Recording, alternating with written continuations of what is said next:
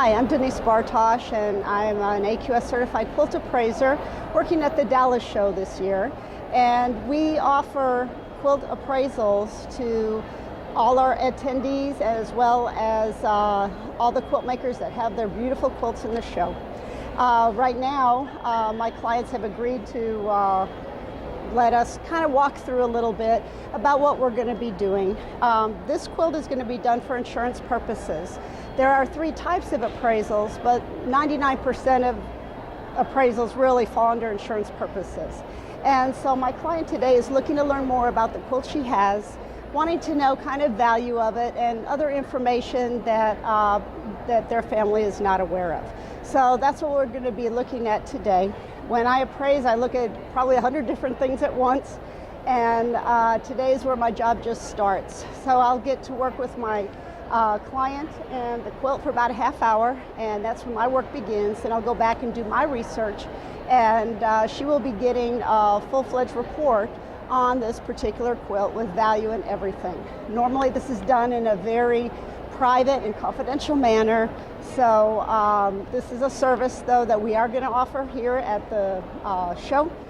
So we'd love to have you come out and learn about your quilts.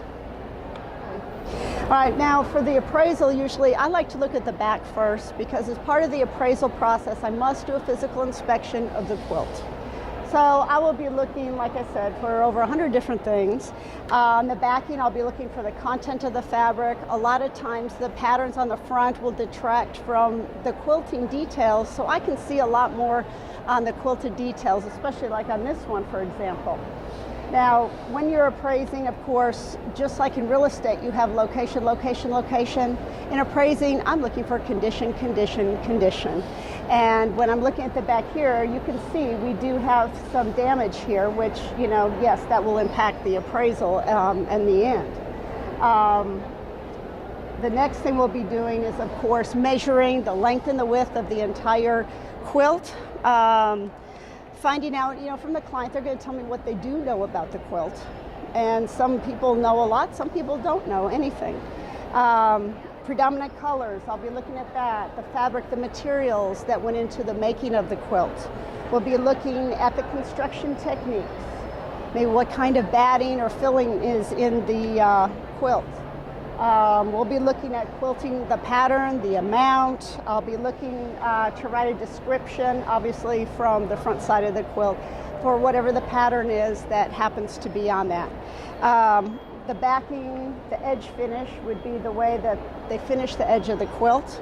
We'll be looking for construction to, you know, to see what quality of construction we have. The quilting, is it densely, is it sparsely, is it moderately quilted? We'll be looking for the condition, any restoration that may have occurred. Like I said, the provenance of whatever, you know, the owner may already know about the quilt. We'll want to include that.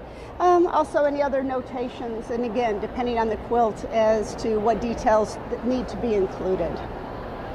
All right, as an AQS certified appraiser, AQS is the only certifying program that exists today. So to become a certified appraiser takes a lot of work. I will say personally, it was more rigorous than my master's degree.